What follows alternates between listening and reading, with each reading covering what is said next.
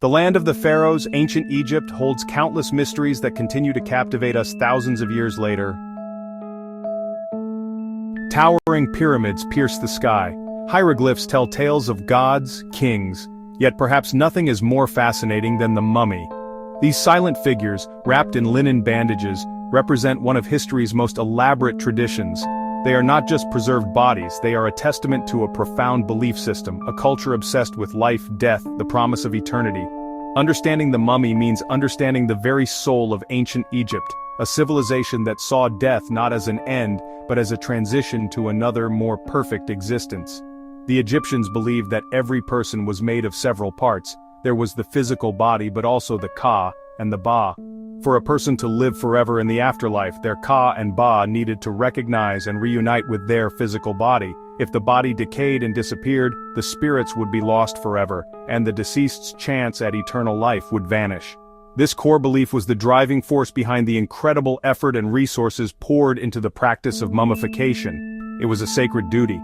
This journey to the afterlife was imagined as a perilous one. The deceased had to travel through a dangerous underworld, facing monstrous creatures and difficult trials. Their ultimate goal was to reach the Hall of Two Truths, where their heart would be weighed against the feather of Ma'at. If their heart was light and free of sin, they would be granted entry into the Field of Reeds, a paradise much like Egypt itself, but without sorrow or hardship.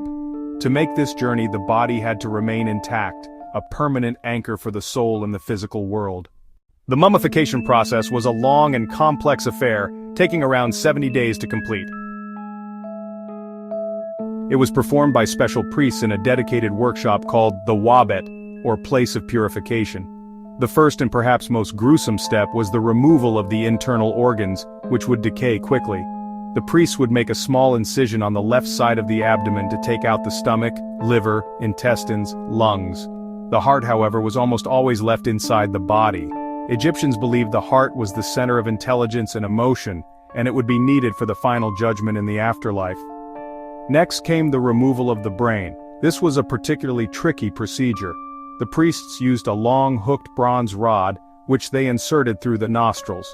They would carefully whisk the brain into a liquid state, and then drain it out through the nose. It was a delicate operation requiring great skill to avoid disfiguring the face.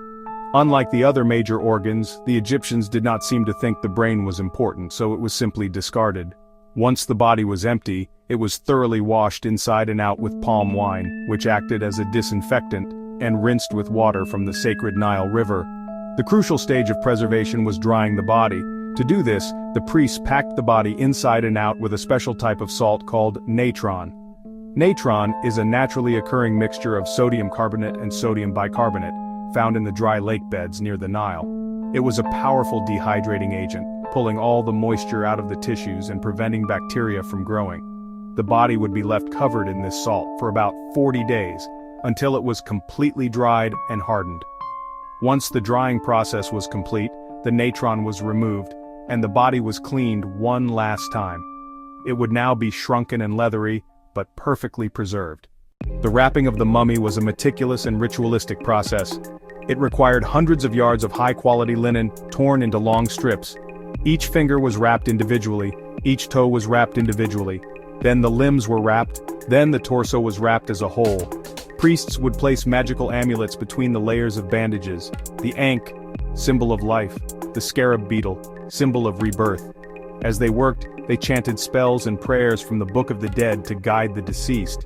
The tools and materials used were just as important. Embalmers used sharp knives made of obsidian for incisions. They used long bronze hooks for brain removal. The most vital material was natron, the desert salt. Linen bandages were often sourced from old clothing or from temple donations. Preserved organs were removed. The liver, the lungs, the stomach, the intestines, these were placed into canopic jars. Each jar was protected by one of the four sons of Horus. Perhaps the most famous mummy is Pharaoh Tutankhamun. His tomb, found nearly untouched by Howard Carter in 1922, revealed his perfectly preserved body, and an incredible array of treasures meant to accompany him. His mummy was encased in 3 nested coffins. The innermost was solid gold. Another famous ruler, Ramesses II. Scientists found he had red hair and arthritis. His powerful face gives us a direct link to Egypt's past. But it wasn't just humans who were mummified. The Egyptians revered animals as manifestations of gods. Cats, associated with Bastet, crocodiles, sacred to Sobek, falcons, representing Horus. These animal mummies were offerings left at temples, showing how preservation and sacredness were woven into Egyptian life. The practice of mummification was far more than just a burial custom. It was the meeting point of Egyptian religion, science, and art. Religiously, it was the ultimate expression of their belief in an eternal afterlife. Every step, from the removal of the organs to the placement of the final amulet, was steeped in sacred ritual. The spells from the Book of the Dead recited during the wrapping were not just words, they were powerful incantations believed to activate the magic needed to protect the soul. Mummification was a technological solution to a spiritual problem: how to ensure the body's survival so the soul could live forever. From a scientific perspective, the embalmers developed a remarkable understanding of human anatomy and chemistry. Through their work, they learned about the internal organs and their functions, even if their understanding was filtered through a religious lens. They experimented with different substances to find the most effective preservatives, eventually mastering the use of natron. This process was one of the world's earliest forms of applied chemistry. The study of mummies today opens a unique window into the past. Using modern technology like CT scans and DNA analysis, we can learn about the lives of ancient Egyptians without unwrapping and damaging their preserved bodies. Scientists can determine their age, diet, and the diseases they suffered from, such as malaria or tuberculosis. We can even reconstruct their facial features, allowing us to look upon the faces of people who lived thousands of years ago.